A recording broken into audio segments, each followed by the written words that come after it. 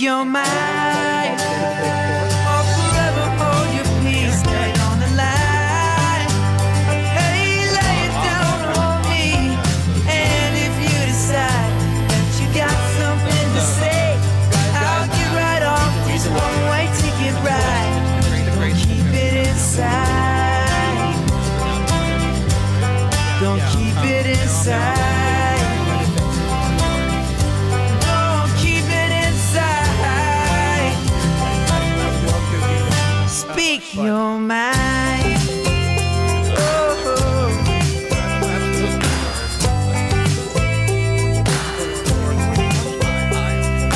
Oh.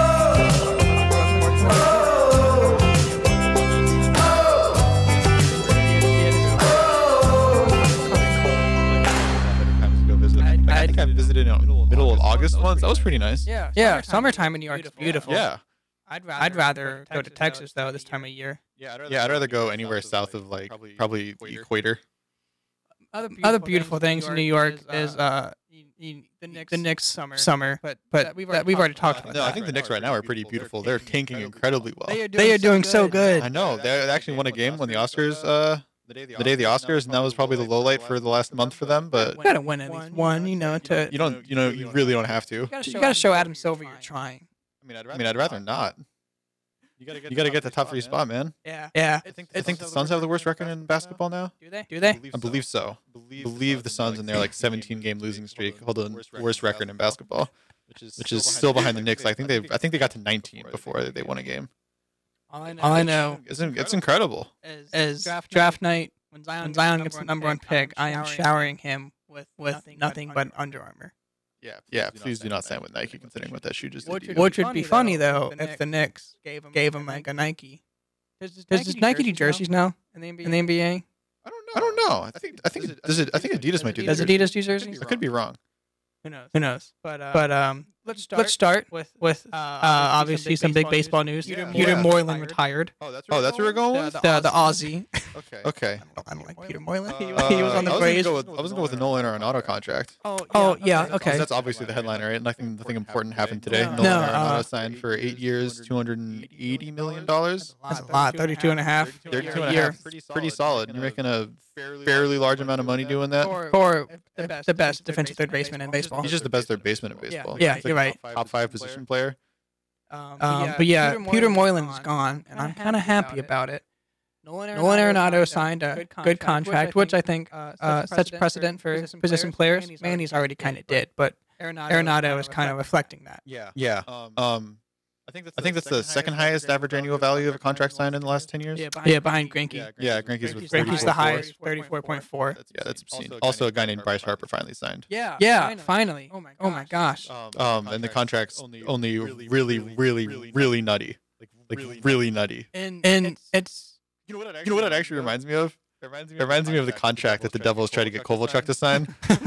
This really bonkers, like 9-year, like $200 million contract or something. Where I was looking at that, I was like, who wants to sign a professional athlete for 9 years? It was shocking for reasons that I didn't anticipate. When I was looking at big money. I first saw 330 million, and I was like, this dude got 33 a year. I guess my mind just assumed automatically went to 10 years. And then I saw 13 years. I was like, that's only 25 and a half a year. That's like the 14th highest AAV in baseball. But then you get into the meat and potatoes of the contract. Little things start coming out, and by the way, it's fully guaranteed. Yeah. So this man is going to make his $330 million. And there is no opt out. Yeah. Full no trade clause. Yeah. And also he's going to be 38 when the contract his expires. age 38 season is his last day contract. My entirety of my 20s will have Bryce Harper under a fully guaranteed contract. That is just. It's actually, I can't think of a single more mad contract in the history of professional sports. Oh yeah, no. It's actually just almost like objectively insane how ridiculous this contract is. Like, I can't imagine signing any athlete for 13 years consecutively with no opt-outs. That is such an unreal commitment. Fully guaranteed. Like they can't. Are there like stretch provisions like there are in basketball where you can like Did you cut him? And can you cut him and like stretch the contract out? I don't know. Is that what you're going to look at? Is this going to be a Bobby Bonilla deal with the Phillies? They're going to be paying Bryce like $5 million a year for the next 40 years after like 28 when they realize that he's deteriorated so much as a player that he's not worth paying like 27 or however much he's getting. Yeah, right now. I don't know. I don't know all the logistics behind a baseball contract. I don't know how it works if, God forbid, he gets injured or if Phillies release him, when he's like 36 and he's kind of doing terrible. I mean, probably going to be before then. I don't know how that works. The good thing for him is he plays pretty.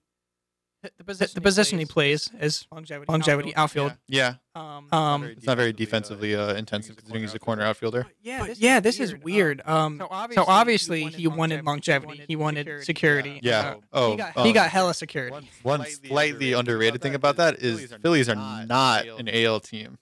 This is And true. we actually don't have any guarantee that there's going to be universal DH. Yeah. It's looking like there's going to be universal DH, which would help make his contract look a little more palatable if we don't have to worry about him being a fielder anymore. Especially as he ages. Yeah, especially as he ages. That's the biggest thing. Is farther down the line, if he still has to play corner outfield and, his age 34, 35, 36 season, considering how hard Bryce Harper played during his early part of his career, probably look to go back to part of that, to channel some of that intensity again now that he's got a guaranteed contract. Considering if his legs start coming out from under him, the DH would be a big boon for him as a player because he won't have to worry about fielding so much.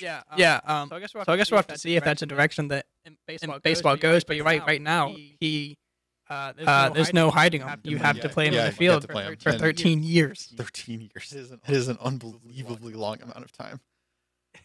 It's hard to kind of wrap my head around because we've never seen something this guaranteed. Bryce Harper's only a year older than I am. He's I'm going to be 37 when his contract expires. I think he turns. Is he 26 years old? No, he'd be 24 right now. He turns 25 in October.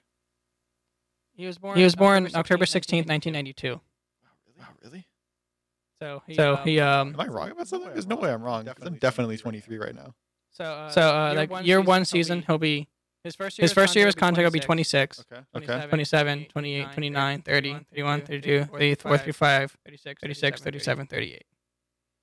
So his year 13 will be 38. Wow. And he'll turn 39 in October. So if they like won the World Series, he'll turn 39 if they make it to the World Series in his age 38 season. That's that is wild. So that'd be a good send-off. Oh wow. I mean, yeah, but Your 39th birthday, you won a World Series as you make your casual $25.5 million. and Aaron Nola's what, like 36? But the funny thing we talked about is Bryce Harper. He gave up having to face Aaron Nola, which is fine. I wouldn't want to face Aaron Nola. He's an NL Cy Young candidate. Only to turn around and have to face Max Scherzer. Also Patrick Corbin and Steven Strasburg and Sean Doolittle. Having to continue to face Jacob DeGrom. Yeah. Now Edwin Diaz. You also have to you still have to face the same litany of Mets pitchers. Edwin Diaz got ported over from the Mariners. You don't have to face Nola anymore. Yeah, good job. You did it. Also, Jake Arrieta. Yeah, he's free from Arrieta. But he has Scherzer. Yeah. Also, Corbin and Strasburg. It's really terrible. Which is what you mentioned. We're looking at a day 6 Scherzer Harper matchup into the season. Apparently, already looking forward to that a lot. Which is weird. We don't like in baseball. You look at pitching matchups, obviously. Like you want to see Scherzer Nola, Scherzer DeGrom, and you look at like a pitcher versus a team. Like it's the Phillies against Scherzer. But you know that game, people are circling Harper Scherzer. They don't care about. They don't care about Real Muto versus Scherzer. No, McCutcheon versus Scherzer. They're just like, are you kidding me? Mike Scherzer's going to strike out Bryce Harper maybe 2 or 3 times. Yeah. Or maybe Harper takes him deep. Who knows? Probably not. I think my prediction is Harper's going to have about a 220 average going into that matchup with Scherzer. My prediction is he's going to strike out at least twice in that game. That would be very plausible. But that's just the magnitude of this contract is it's just weird. Obviously, he wanted length. Scott Boras said he wanted as much guaranteed money as he could get. Right? He wanted as much guaranteed money as possible, and he wanted as much time as possible. It's not every day you're signing someone into their late 30s on a fully guaranteed contract. No, that is actually. He said he wanted the contract to like be his last of his career. He wanted this to be. He wanted to end his career with the Phillies. And I really want to see other offers because it was initially reported that the Dodgers offer was going to quote obliterate Zach Greinke's average annual value, which is 34.4. Yeah.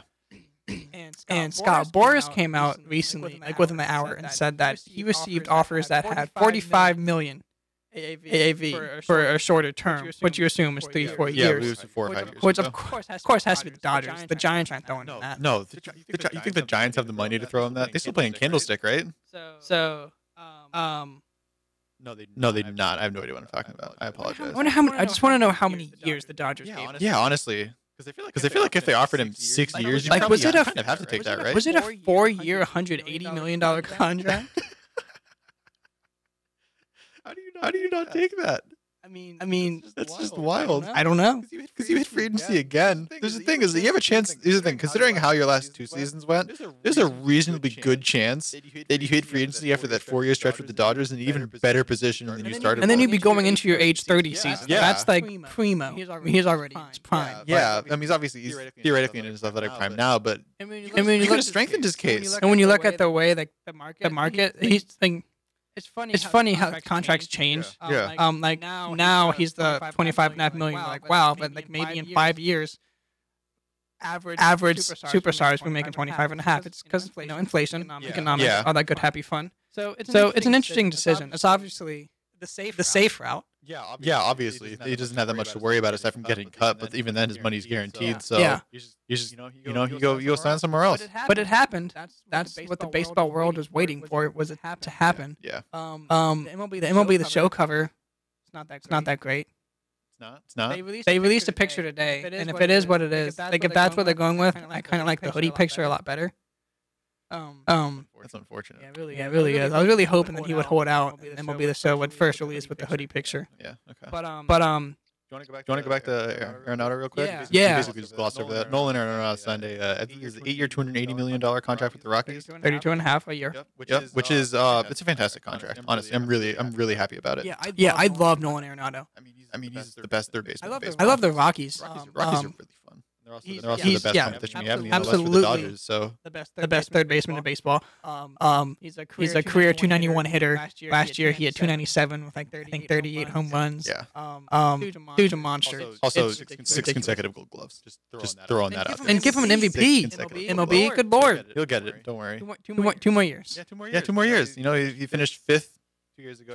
He finished 5th 3 years ago, 4th 2 years ago, and 3rd last year. So Just the things in front of him last year. Christian Yelich. Let me just put up Barry Bonds numbers real quick. yeah, like actual for real. I am taking unbelievable amounts of steroids. Barry Bonds numbers. And then the year except- before, before, Giancarlo Stanton. Let me flirt with 60 home runs. Yeah. And then no one's like over here saying, well, I'm pretty good too. yeah, it's just rough. So He'll get it. And He'll that's- get it. and He that's- absolutely will. Freddie Freeman wants to leapfrog him. Give Nolan Arenado an MVP, please. He deserves it. I don't know. It's just interesting because considering all the consternation about contracts, Nolan Arenado wasn't even a free agent. No, which you're right is interesting. They actively just re-upped him. They're like, sure, yeah, we'll extend you. 8 years, 32.5. Like that's a lot. That's a lot of money. Which of course he deserves it. Yeah, absolutely deserves it. It's just great to see considering all the consternation about spending money we've seen this season. There was this huge like cat and mouse game with Harper and Machado about signing their contracts and what like the terms for it were going to be, how long they wanted it, the average annual value, and the max and the guarantees and everything, and where they were playing, like And how quickly, obviously Harper wanted to test free agency. Yeah. But how quickly he was to decline the initial offer from the Nats, 10 years, 300. I don't even think he looked at it. Scott just probably, they texted Scott, he was like, no. Harper probably found out about it from Twitter or something. Yeah, honestly, that wouldn't surprise me. I don't even think it got to his ears. Which is interesting considering Mike Trout is coming up on free agency and what the Angels try to throw at him. Maybe even before he hits free agency, what their qualifying offer would be. Because they've already said they want to make him sign like a lifetime deal. What? Yeah, they said we want to try to sign him to a lifetime deal, which I don't know exactly how that works. Yeah, how would that work? We just sign him to like a 30-year contract or something? Yeah, I don't know if your contract is you get paid as long as you play. I don't know how that would work. Was he just play until he's 55?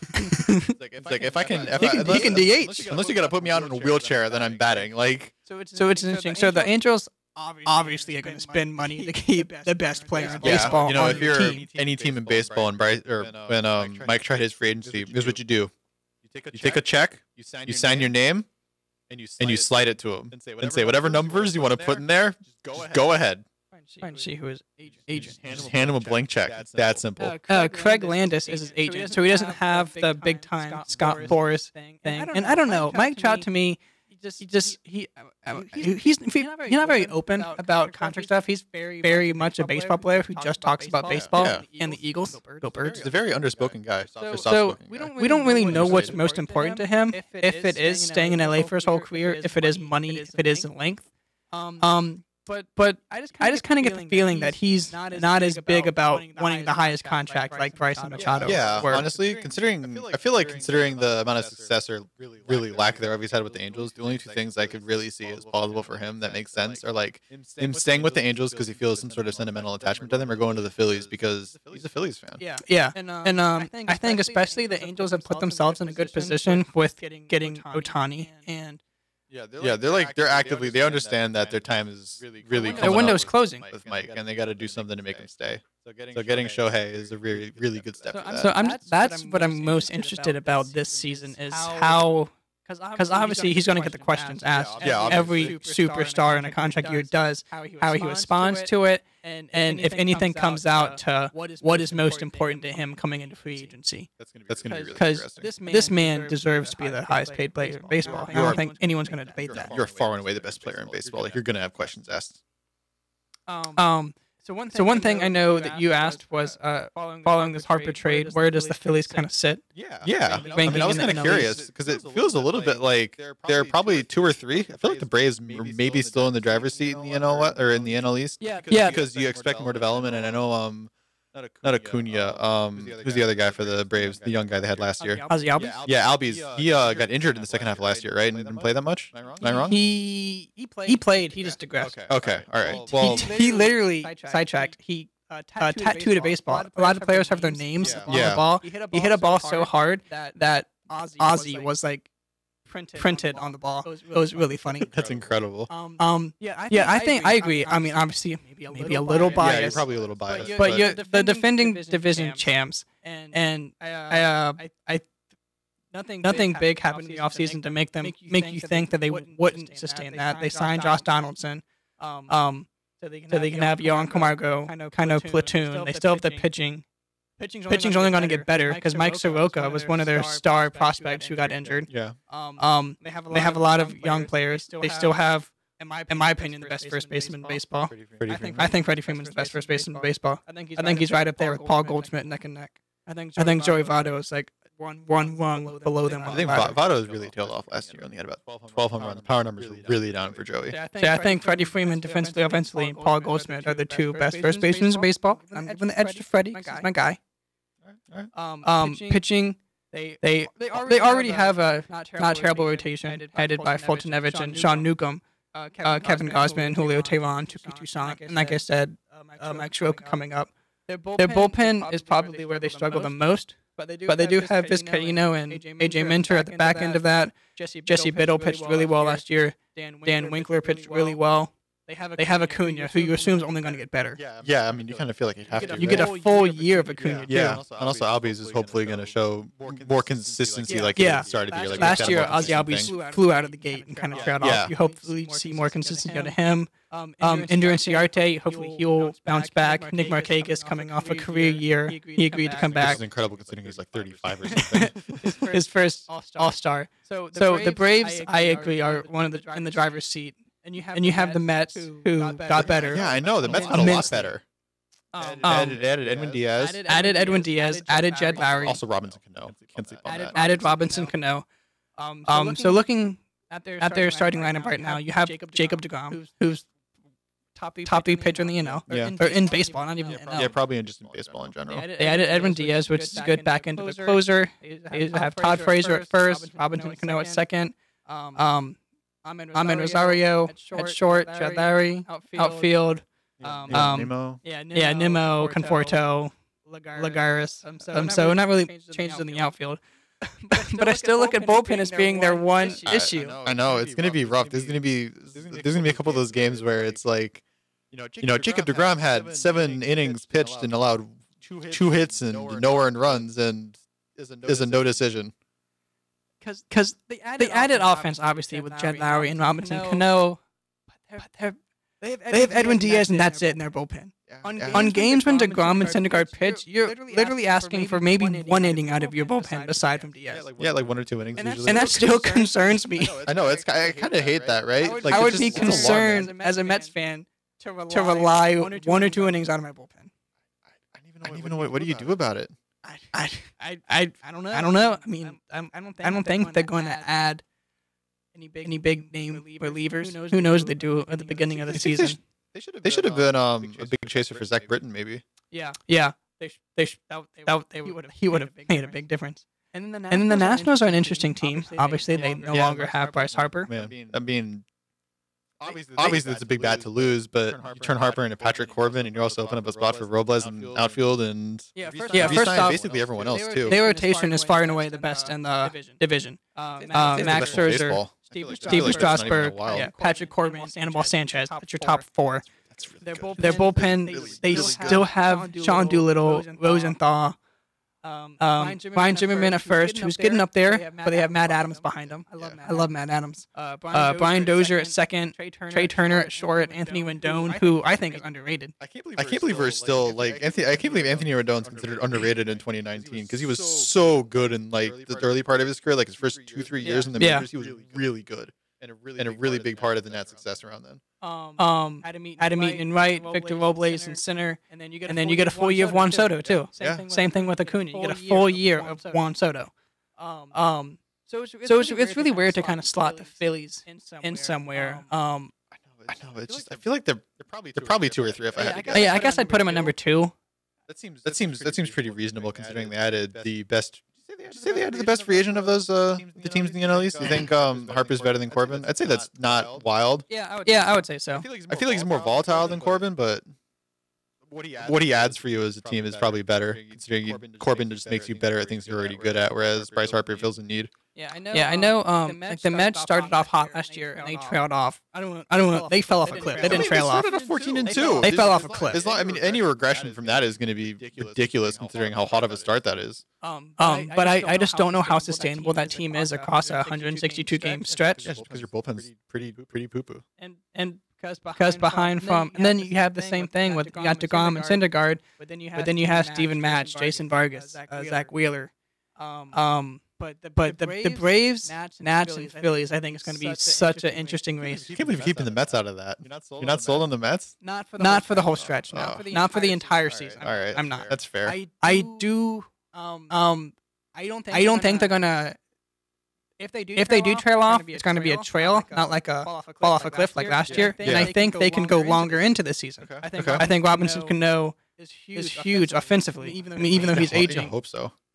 But yeah, I just don't know how sustainable that is. I wish Jake was here. He would have maybe something more to say on it. But I think come August, late July, August, and September, I see it being Braves, Phillies, Nationals. Okay. But who knows? Maybe I'm wrong. The National League's also really deep this year too. The National League is really deep. Padres are actually kind of looking like they might be contending if everything breaks right for them. Yeah, especially if some of those prospects work out. Yeah, Centro's reloaded. They could have 4 teams compete for a wild card spot or push 500. I think the Reds are actually a team that people shouldn't be sleeping on. Well, yeah, and then you have obviously the Brewers who have the MVP. Yeah, then you got the Cubs who are looking like they're going to try to bounce back. And then the Pirates with newly added Chris Archer. The Cardinals they just got Paul Goldschmidt and then they got the Puig trade.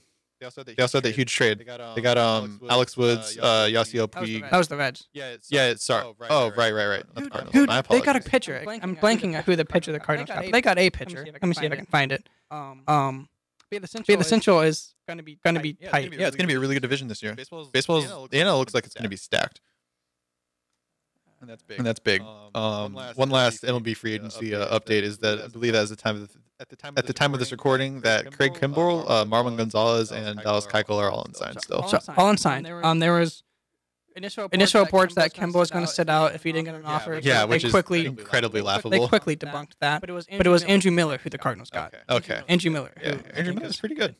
They have Colton Wong, Goldschmidt, Paul DeYoung, Marcell Ozuna, Bader, Dexter Fowler. That's right, Marcell Ozuna, the lost third member of the Marlins outfield. Still got Molina. Gotti's still cooking. I think their rotation is what hurts them the most. Probably. Yeah, baseball is it's a month away. We're a month away. I'm actually kind of excited for baseball. I've been excited for a baseball season in a long time. Yeah, it's going to be a good one. Harper, Dotto. Now we just wait for Keuchel, which is what I've been most excited about. Yeah, where Keuchel signs, because you think he's still signing with Atlanta, right? I think they have a shot. I think there's a lot of teams who could sign Keuchel and Kimball. Kimball, I think, is gonna have to sacrifice years for maybe money. Probably he's getting up there in years a little bit. But I'm excited. Those are the free agents I've been excited for this entire offseason, though. Really, it wasn't like you weren't excited for the Bryce and Manny duo. I was excited for it just because I wanted to see how much they got paid. Yeah. And I wanted to kind of like salivate over their contracts. But yeah, I mean Keuchel and. Mainly because the Braves have a shot against you guys, and the Braves were never in the Machado or Harper sweepstakes. Maybe that's it, but I'm excited. Keuchel, I think Keuchel is going to be a good addition to wherever he goes. Yeah, Hopefully I mean, it's really not hard to believe that, all things considered. and then Kimball too. Yeah. Well, actually, maybe with Kimbrel, very might be out on that one, considering his recent postseason performances. He can turn it. I'd hope so. You hate to see it. So that's baseball. Yeah, we'll move on to football. That's a pretty quick hitter for today. Yeah, we can. Big news. Kyler Murray. Measurements at the combine. Measurements at the combine. Came in at 5'10" and an eighth of an inch. And an 8. And yeah, that eighth is really important. That's the difference maker. Yeah, honestly. I believe he weighed 207 pounds, and his hands measured at 9.5 inches.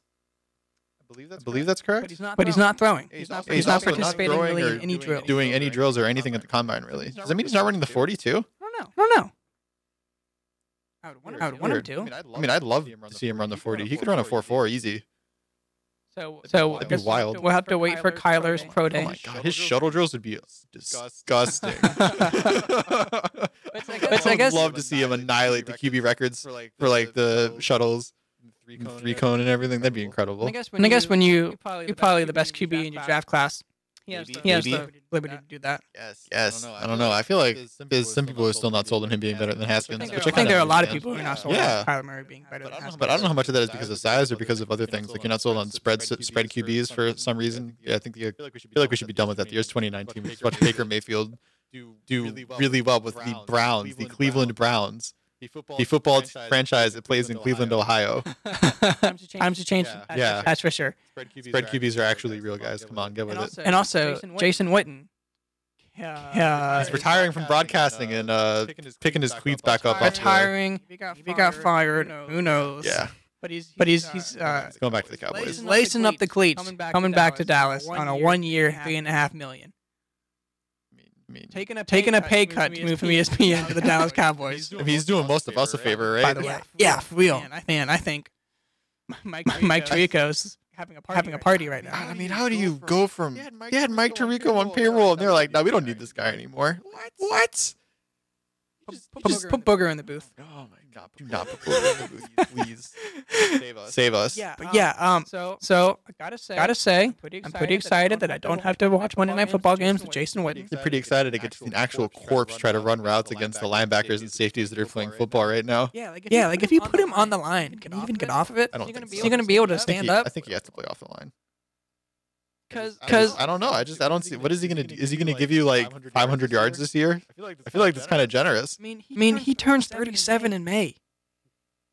That's rough, man. As a tight end, he wasn't even moving that well his last season too. That was 2 years ago. And one thing we said is he's been a prolific tight end thanks to his route running. Mm-hmm. Not say he was a bad blocker, but no, he was like an average blocking tight end. But it's like the other thing was he wasn't a prolific athlete either. No, he's just a really quality route runner that had very good hands. That's how he made his living. So I mean, you assume he still has good hands. He can still catch, but who's he gonna beat? What linebacker in today's NFL is gonna get burned by Jason Witten? Someone that doesn't know how to play pass coverage, I guess. Maybe Witten's gonna put the brakes on him. He's gonna shake him off and just like shimmy his hips a little bit. He's gonna make you confused. Like, what am I looking at? And then Witten's gonna create enough separation to make a catch. I don't know. What do you think Witten averages for yards after catch this year? Like one. Maybe when he falls over. Yeah. Do you think there's a chance he could be in the negatives for yards after catch? Is that plausible? I'd love to see that, honestly. It definitely could happen. You get him on a crossing route. Yeah, and if he tries to make something out of it, I don't know. I feel like at that point, I think Witten's a smart enough guy where he'd realize that he's not going to get any extra yards. He'd just try to fall forward and get the yards that he can. He's not beating any linebacker in today's NFL. No. I'll pass. I guess Jerry Jones called him up, and if you're Witten, I don't know how many like when ESPN signed him. I don't know for how many years. Yeah. But if you're Witten, and I don't know, maybe he can come back after this 1 year to ESPN. Maybe that was a case he got. But I hope not. Like the Dallas Cowboys, do you actually look at this team and say, yes, you can be successful on that team. They have young players, but are they a championship threat in your eyes? I mean, you need a lot of things to break right.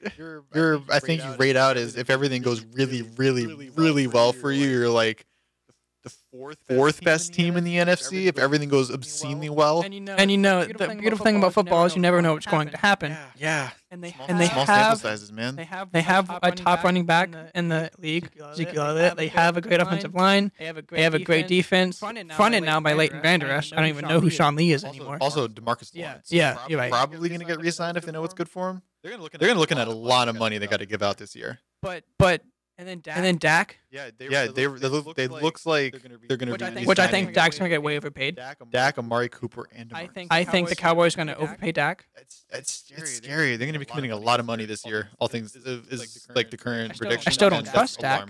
So like Jason Witten, he says he missed the game. He says he missed being out there. But at what cost, Jason? At what cost? $500K to go get the absolute crap beat out of you on Sundays. I also kind of like Dak, but I don't dislike Dak. I'm big Eagles fan. I don't hate Dak whatsoever. I think Dak is extremely likable. He's a guy I'd want on my team. Yeah. I have no negative connotations towards Dak whatsoever. I just don't trust him to win me any playoff games. I think if you take the ball out of Zeke's hand and it's all Dak, maybe he'll prove me wrong. Maybe I think that this year the biggest thing for the Cowboys is that they finally switched offensive coordinators.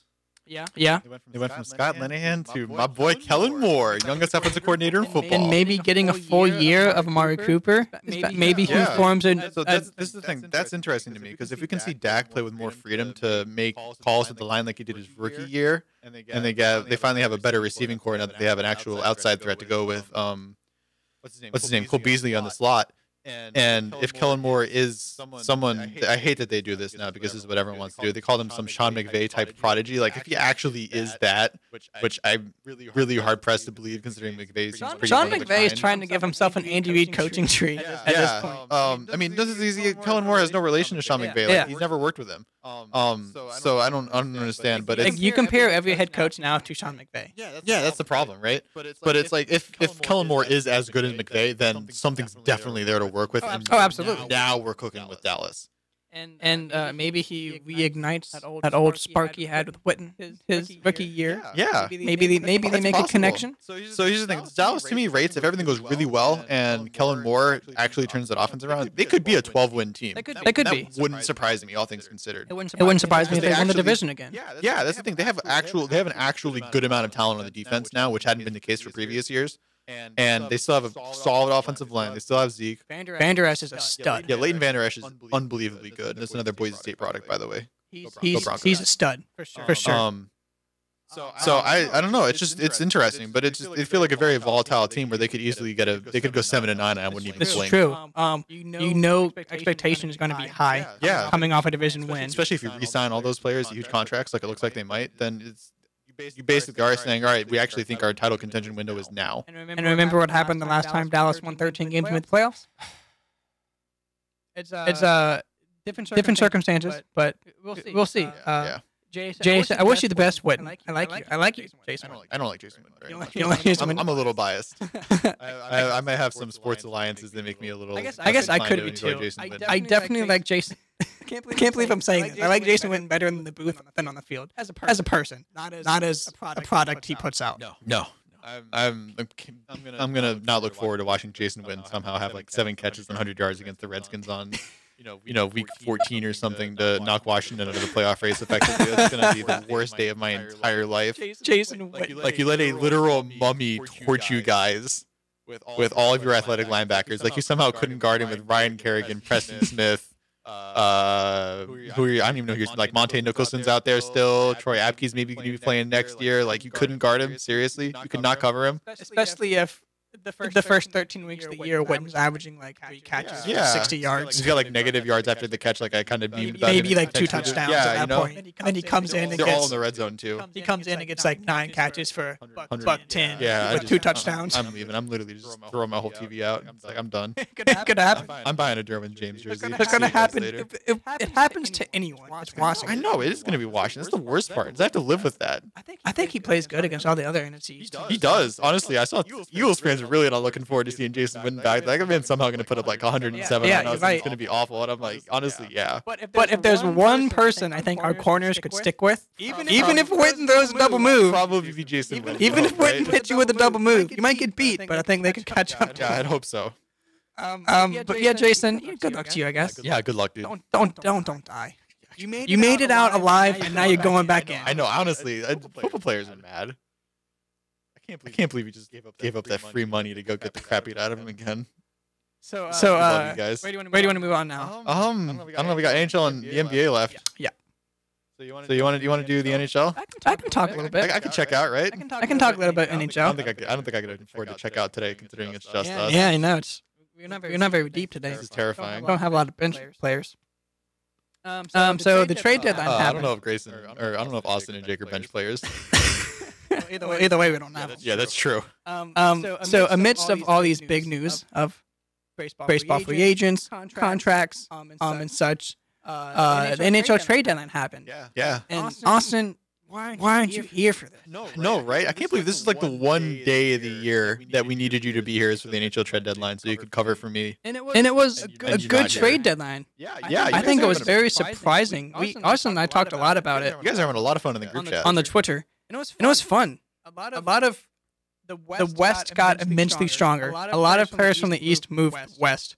I think the rich got richer in some cases. Some surprises happened. But I got a list here of all the trades that happened, and I'm going to try to highlight some of the big ones.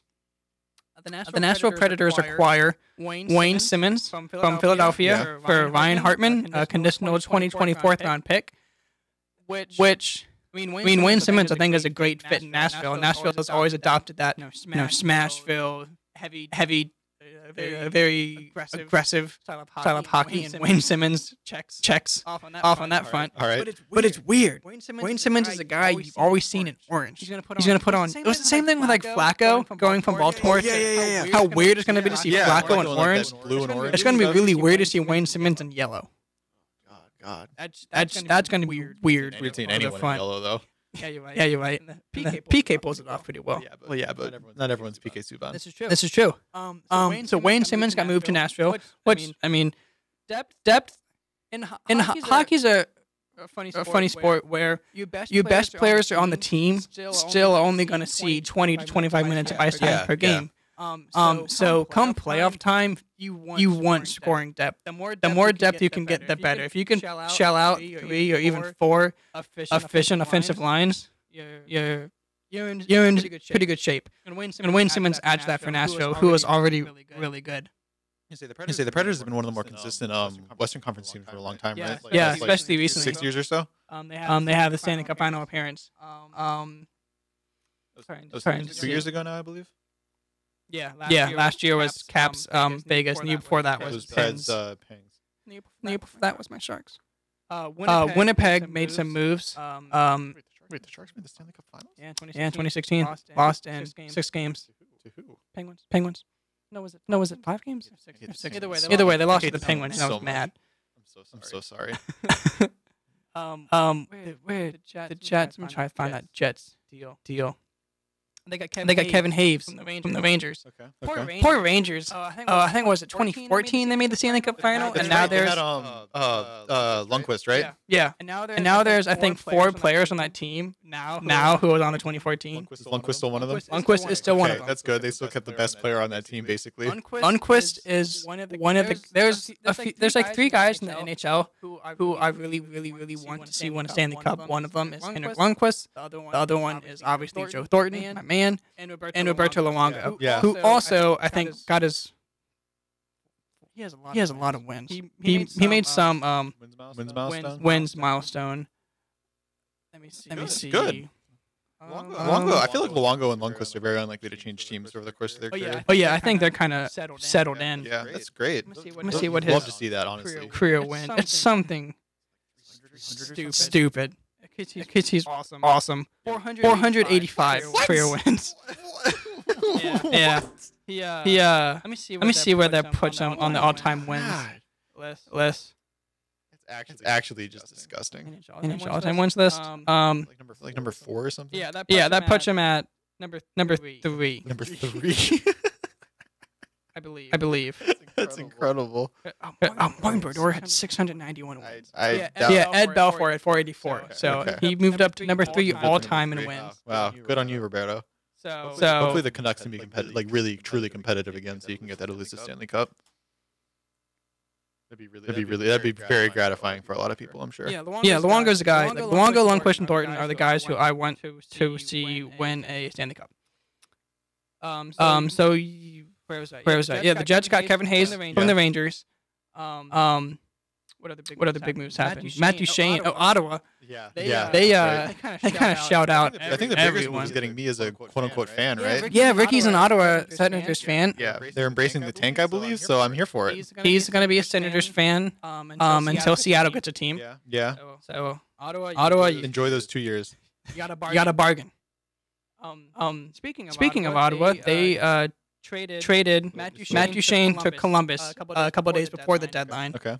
And then they also traded Mark Stone to Vegas, which I don't like very much. Because Mark. For who? I don't like it for me.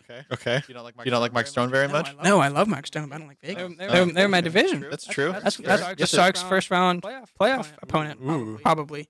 And Mark Stone's a 50-point guy going to Vegas. That's probably not very ideal. Who is like Vegas kind of trailed off. They lost James Neal, who was huge for them. William Karlsson, like I said before, is not having a great of year as he did last year. He came out of nowhere last year. I think adding Mark Stone helps. You still have one of the best goalies in the league. Fleury. Mark Stone definitely helps that team. They got him for Tobias Lindbergh. No, they got Mark Stone and Tobias Lindbergh for Eric Brandstrom and Oscar Lindbergh. Lindbergh trade. Hey, look at that. So Vegas. Is that just to make names work? Or? They could just use the same jersey. Yeah. Like his old Lindbergh's jersey. The Sharks. They did some trading. They got Gustav Nyquist from the Red Wings. Which is funny. They played him the night before he got traded. They played the Red Wings, and then the next day, Nyquist got traded. Like, no, you gotta get this guy. You really need and it happened at like it was really the same day. It happened at like 12:15 or 12:45 or something. The day after they played him. It's funny. For a 2019 second round pick and a 2020 conditional third round pick, which I like. Those are actual high round picks. Yeah, Nyquist is another 40 to 50 point guy. He adds scoring depth. The Sharks have ridiculous offensive depth. Their goaltending has been very suspect this year, and their defense has been very suspect this year. But their offensive depth is up there for sure. So I like Gus Nyquist moving. They have some strengths then. Their defense and goaltending is really not something that you can count on, I guess. Yeah, that's something that's going to make or break their playoff run. Martin Jones is having a down year. He's a sub 900 save percentage. He's averaging about 3 goals a game. 3 goals against a game. Oh, jeez. It's not great. No, not great. Michael Del Zotto got traded to the Blues. I know I'm missing some. There's another big one. Let me look through real quick. No problem. Okay. I mean, I wish I could fill airtime here with my knowledge about hockey, but considering I don't watch hockey at all. Oh, Derek Brassard got traded to the Avalanche. That was cute. I remember seeing that. Oh yeah, Boston. Marcus Johansson got traded from the Devils to the Bruins. Okay. Which is good for the Bruins. I know Pastrnak is still injured. He'll be out for a couple weeks with like a broken thumb, I think. But the Bruins are having good years from. They have the splitting goaltending time. Brad Marchand. I think he hasn't gone more than 3 games this year without getting a point. Okay, that's pretty good. So I believe. Yeah. So Brad Marchand's having a good year. Marcus Johansson to the Bruins. But the East is weird. Yeah, the East is very. It seems very like actually weird considering who's actually contending. Like, I think the Bruins are making the playoffs this year, right? Yes, they should make the playoffs. Yeah. The East, you have Tampa Bay. Yeah. The world beaters. At 102 points. And sorry, how many games are left? And they've only played 64 games. Okay, so they're looking at a 120 point year of these. They're 49, 11, and 4. Good lord. So the Lightning are really good, and then the next highest point total in the East is the Bruins with 83. They have a 17-point lead. In the East. How much? Bruins, sorry, how many points? The Bruins have 83 points, and the Lightning have 102. 19-point lead. Which is crazy. It's a little good. So right now the Bruins and the wild card is at 70. The second wild card spot is currently held by Pittsburgh, which is 74 points. Okay. So the Bruins have a 9-point gap to the wild card spot. It's pretty hefty. So they should make the playoffs if they don't totally just fall off the rails. Yeah. Tampa Bay has won 10 in a row. And then I know Washington was big on the Carl Hagelin trade. Austin was big on the Carl Hagelin trade at least. They're in a tight race in the Metro. They got 79 points. The Islanders have 79 points. So that division's going to be tight. Yeah. But yeah, it's just Tampa Bay and everyone else at this point. And then you look at the West. Nashville is at 79 points. In the Pacific, Calgary has opened up a 7-point lead on the Sharks. They're for the number 1 spot. For the number 1 spot in the West. In the West entirely. Okay. San Jose has the second highest point total in the West. Pretty good. What are their streak at? Calgary's won 7 in a row. So good on you, Austin, for real. They're good. Johnny Gaudreau's having a career year. He's so good. And then the Sharks currently have a 11-point lead over Vegas between the 2 and the 3 spot. Okay. So it's a pretty hefty lead. Right now, it looks like San Jose and Vegas will be in the first round of the playoffs, with San Jose getting home ice advantage. Yeah. Minnesota and Colorado currently holding the 2 wildcard spots in the West. However, that hasn't been decided yet. Dallas is still there. Arizona of all teams. Arizona is 3 points out of a wildcard spot, and the Blackhawks and Canucks are 5 points out of a wildcard spot, which is kind of funny. Can we get the Coyotes in the playoffs, please? I am all the way here for this. I need the Coyotes in the playoffs. And something Austin mentioned this week is back to the East. Montreal is kind of a sneaky good team, which he's right. They have scoring depth. They have Brendan Gallagher. They have Thomas Tatar, and they're currently in the number 1 wildcard spot. And looking at the standings, aside from Columbus, Pittsburgh right now has 74 points in the second wildcard spot, and Columbus has 73 points. And then there's Philadelphia with 67 points. So that wild card is kind of shrinking, and there are a number of teams who are actually still in it. Yeah. But hockey playoffs is one of my favorite times of the year. Hockey playoffs are apparently, a lot of people think hockey actually has the best playoffs in professional sports. I'm there with it. I love NHL playoffs. It's just a whole different beast than regular season hockey. It really is. But yeah, the trade. A lot of trades happen. West got summarize it. The West got good. The rich got richer, and we're in for a good stretch run. Got weirder. And I really hope the Predators let Wayne Simmons wear an orange jersey. That's just gonna be weird. All right. So we got Hey, we can pivot from Orange to the Thunder. yeah. True. And it's not going to be me talking about it. No, the Oklahoma City Thunder feel a little bit. I don't want to say like a lost team because they're the number 3 record in the West, I believe. Yep. And Andre Roberson, I don't know what his timetable for his turn is, but his due seems fairly imminent. Hopefully. Yeah, you'd hope so. Ideally, he can play himself into playoff shape. And be ready for that because I think the Thunder are looking like they're going to make a pretty deep run. If I'm the Nuggets, I'm a little bit worried about having to play them. But all things considered, yeah, the Thunder, they're a really deep team. One thing that I think really stood out to them, stood out about them to me is that they have really good front court depth too. I know I mentioned this because they start Steven Adams and Jeremy Grant. Nerlens Noel's back. You have Markieff Morris. And you have Andre Roberson coming back, and with considering the way the NBA is going, you can play Roberson at the 4, you can play Terrence Ferguson at the 4 in some lineups, you can play Markieff Morris at the 5 if you wanted to. So you have a lot of versatility with how you can get your front court to match up with the opposing team, which allows you to play matchups a lot better, especially in the playoffs. It's going to be really important. Paul George's been playing out of his mind. Yeah, that's really all the attention to the Thunder has been coming because of Paul George. Yeah, and it's sort of masking like the down season that Westbrook's had offensively for the most part. Like his numbers are fantastic, but his shooting has been horrid. It's been bad. It's been really bad. I think he's shooting sub 70 from the free throw line. Yeah, he's shooting like 65. Yeah, and his 3-point shooting percentage is. Granted, it's always been bad, but now it's like yeah, it's like it's actually like 20, like what 4%? Literally, please stop taking threes. It's not 8 a game. Please. Seriously. But yeah, no, I feel like the Thunder are maybe not getting as much love as they should be because I feel like they're an actually legit threat in the West. Like they could maybe make. I feel like they're probably the team that, aside from the Warriors and Nuggets, want to play the least. And if I'm the Warriors, I kind of don't want to look at them either. I was thinking about this earlier. It's fun to talk about. We do it with the Patriots. We're doing it with the Warriors. Talk about teams that could beat them. Yeah. Because as much as you like to respect the dynasty and respect the talent, You want to see it end? people like interesting matchups. And for one, Chesapeake Energy Arena is not a place I want to go. No. I want to go, but not a place an opposing team wants to come, especially for a playoff game. You know how many professional sports franchises there are in Oklahoma City? Of the Big Four, there is one. It is the Thunder. Those guys, they love their Thunder. They love the Thunder.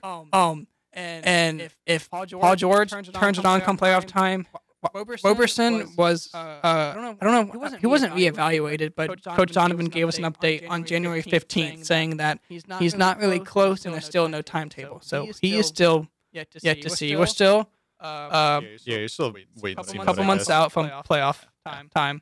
So you have plenty of time for him to get back. But I'm going to be honest, I'm getting a little bit worried about the return, considering it's taken kind of a fairly long time. And he's had the 2 setbacks. Yeah, so I'm mildly worried about his ability to That was get a back. nasty injury, though. I know, it's just, you hate to see it, honestly. I hope he gets back in time because he's going to be really important for the Thunder going down the stretch. Yeah, I think, defensively is where that team kind of holds their head high. That's the identity of the team. Definitely nowadays. That's kind of been what Billy Donovan has. That's been Billy Donovan's MO, though, since he was at Florida, being a defensive coach. But they can match up well against teams. Yeah, especially with Roberson coming back and his defensive versatility, because he can guard 3 positions at least. Yeah, by far. Yeah, I just don't want to see him in the starting lineup because Ferguson adds so much with the shooting. Ferguson and Grant, I like both of those guys. It's great. I don't know. That's it for the Thunder. They're still the Thunder. They still have to beat the Warriors before I really want to give them more credit than that. They gotta beat Denver. They lost to Denver 4 times this year. Speaking of Western Conference, we have the race for the 8th spot in the West is actually heating up really fast. Like it's really exciting now. The Spurs are currently the team that holds the 8th spot. The Clippers have moved up to 7. But we still have the Kings, Lakers, and a surprise team. The Timberwolves are rising from the dead and trying to get that 8th playoff spot. Karl Anthony Towns is playing out of his mind. Yes. He had a 30-20 game last week. Also added 5 assists and 2 blocks. He's the most well-rounded offensive big in the entire game because he's a much better 3-point shooter than Anthony Davis is. And he's an actually good passer, and we're starting to see him in more playmaking roles now, and his ability to read the floor and make good passes, read the defense, and make good decisions when he has the ball is something that's really growing for him with Ryan Saunders at the head. So it's just with the Timberwolves coming back up like that, I don't expect them to make the playoffs, but that they're actually showing signs of life and competing for that spot with Lakers and the Kings is good sign moving forward, considering how dysfunctional of a year they've had. And considering how much of an albatross Andrew Wiggins is sort of turning into. Did Phoenix win a game? Oh no! They won at Miami. They have 11 wins now. Then 12 and 50. Wow. And the Knicks are 13 and 48. The Phoenix has also been eliminated from the playoffs. Okay, so All you Suns fans with fingers crossed. yeah, sorry, not the year. Actually, it was funny because going into this year, it looked like it might have been the year that they made the playoffs. They were just a fun team to watch. Booker is a Devin baller. Booker is incredibly good, and that people are sleeping on him as a player moving forward is depressing for me. I don't know if the point book experiment's still going on in Phoenix, but it should be because that might be the future for you guys. I like it. Yeah, no, it's really I've been advocating for it for 2 years now, I believe. But with the 8th spot in the playoffs for the West, it's like Spurs are sliding a lot. They had a rough rodeo road trip. I believe they went 1-7, and the schedule is not very nice to them. 3 and 7 in the last 10. Yeah, they do host. They do play at home for most of the rest of the games, but considering the litany of teams they have to host, it's like basically all the really good teams in the West and the East all going into San Antonio, which is not ideal. But it's what you gotta go through it, man. It's part of the NBA. It's weird. weird. And the Kings are still trying to make it in. The Lakers have been obviously dysfunctional. They lost the last 2 games, I believe. And they lost to the Grizzlies, who on the aren't court, trying to win. And like when you look at the product on the court, recently LeBron James isn't their best player. Yeah, It's Brandon Ingram. Brandon really good. He's gonna be really good. Still, Jake, if you're listening to this for whatever reason, Brandon Ingram is still the best prospect on that team. It's not Kyle Kuzma. I'm sorry. And there is. Obviously, there was a lot of hope for the Lakers coming into this year when you signed the best player in the world. Yeah. But there were people still were able to reel it in and kind of say, this may take some time. But there was also a lot of quick people to say Western Conference Finals. That felt like the ceiling for me. If you could actually very easily integrate LeBron and sort of have him help, like maybe if Lonzo you and don't talk to New Orleans at all this year. Yeah, honestly, if you don't just torch all of the chemistry in the team by potentially trading all of your young kids for Anthony Davis, then maybe you can work your team out better. But I think the Lonzo Ball injury has been a really big deal for them because he's a very stabilizing presence on the floor because he's a very solid player who plays within the gears of the offense and is a very good defender, which is something that I think gets lost a lot because he's honestly huge. He's like 6'6". They've just played some really ugly basketball. Yeah, because you don't have any shooters around LeBron James. They somehow looked at They somehow looked at every LeBron James team since 2011 and said, "What if we didn't do that?" And what is the as a Laker fan? The first year you get LeBron, you don't make the playoffs. How does that make you feel? I feel pretty bad. I'd feel really especially bad about if the Kings get in over LeBron James and the Lakers. How does that make you feel? It's karma for 2002, man. You just gotta accept it. And the Kings have been the most pleasant surprise of the year for me because I'm here Buddy for the Hield's Bucks. the Thunder killer. Apparently. Buddy Hield's Oh my fantastic. goodness. Maybe he's comfortable in Oklahoma. What a balanced shooting guard, dude. I think the Kings will be in the Thunder 3 times this year. That's incredible. And Hield goes off every time. It never ceases to amaze. I honestly think, depending on how this goes for the rest of the year, I wouldn't surprise me to see the Kings make the playoffs over the Spurs. Considering how rough the Spurs' remaining schedule is and how easy the Kings' remaining schedule is, it would not surprise me. It wouldn't either. And I'm honestly kind of here for it. I just don't know what it'd mean for the Spurs moving forward. It'd be a disappointing year for them. So you think the Clippers are still there? Clippers are good. I mean, they've somehow improved since trading their best player, which is bizarre. I mean, they've improved in the standings. Obviously, they didn't get better on the floor, but the same thing happened with Indiana. Don't just say they improved, but they've sustained. They've improved in the standings. That top 3 spot in the East. Incredible. Like we all. It's weird how like once that happened, we were like, all right, Boston's in, Indiana's out. Sorry, Indiana, I love you, Debo, get well. But now it's like Boston's in turmoil, and Indiana's like, hey guys, remember us? We're still good. I think in any other year, Nate McMillan is probably winning Coach of the Year. Yeah, you're right. The only problem is Budenholzer's in Milwaukee right now. Yep. And it's just been really disappointing. With Indiana holding the number 3 seed in the East, it's been a really disappointing year for both the Celtics and the Sixers, where the biggest theme for them this year has basically just been dysfunction. There's also Malone in Denver. Yeah, Mike Malone in Denver has been incredibly good. It's rough, but unfortunately the Bucks are maybe the best team in basketball, and you have to live with that. They're just built perfectly. No, there was not a better way you can build that team around Giannis. Built so well. I'm so proud of the Bucks. You got Giannis and shooters. That's all you need. Giannis and shooters. Congratulations, you did it. But no, it's disappointing for the Celtics and Sixers. Like they were the 2 of the hottest picks to. I mean, the East was supposed to be really good this year. They're gonna have actually like top 4 teams, right? And the Celtics and Sixers were maybe the best team in the East going into the year. Yeah. I know they were Jake and my pick to beat the Warriors in the finals, which looks horrendously bad right now. I've never felt more disgusted with myself for picking a team that I like. but it's just been dysfunction. And honestly, I think they're a really good example of how important chemistry is, because we have Kyrie and Marcus Morris calling players out after meetings and stuff, and with Jimmy Butler getting at it and potentially messing up the chemistry there when it was already a potentially tumultuous situation with JoJo and Ben. When the Lakers are another example of this, I know they had high hopes going into the year and their chemistry shot. Yeah. One thing I will say on the Kings that could hurt them down the stretch is Bagley's injury.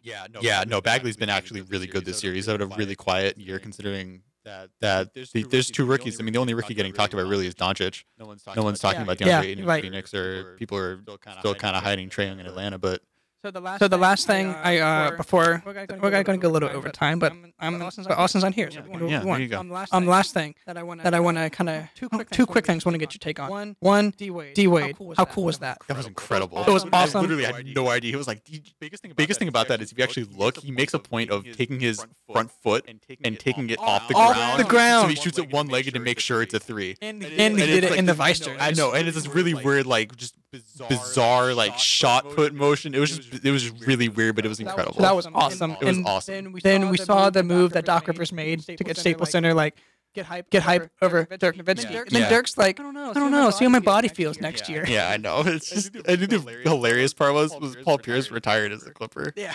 And everyone was like, all right, cool, man. And then Staples Center went nuts over Dirk. Yeah. But like, what do you buy into Dirk saying like next year? Let's see how my body feels. I don't think it's coming back. Like Dirk. I love you, Dirk. Dude, everyone loves Dirk. He's one of the most lovable NBA players the last 20 years. He really not is. Close. It's like Nick Foles and the Eagles, but for the entire league. I think basically, yeah. I think the only person that apparently doesn't like him that much is Wade. Just because they had the two finals contests. Yeah, but there was no like when Dirk and Kidd won that championship in 2011. That was like some of the most. That was just awesome. That was the most incredible championship in my entire life because it's not even like you can't. It seems like a fluke, but it's not. Yeah, no. That team was good. He won 16 games in the playoffs. That's not a fluke.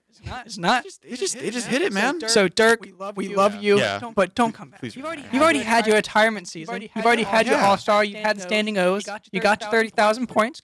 You've done enough. I know. You're literally like the third or second best power forward of all time. Please hang it up, dude. So in closing, as we wrap up this February, for Black History Month, I think it's only appropriate to talk about some of the Black history in NASCAR. It's not very deep, come to think of it. It's not very deep. There's probably some reasons for that. But they're working on it. They got the Drive for Diversity program. We're working on it. All right, cool. But you got a NASCAR fact for us then? Jashawn Hamilton became the first African American to actually be race control. He was like the head officiator of a NASCAR race and like a premier series. Nice. So. Which I think is awesome. Yeah, I think cool. It's a great job. It's really cool. I love what they're doing. So yeah, and close. Good job, Mr. Hamilton. Breaking barriers. But we will see you next week. Yeah, we're on a 167-hour break. See you guys next week. Hopefully with more than just the two of us. Maybe. Although I feel like we did a pretty good job, all things considered. I liked it. Yeah, less people. Maybe Austin and Jake get lost in New York. What a bummer that would be. But right, have a good evening, guys. See you later. Have a great one.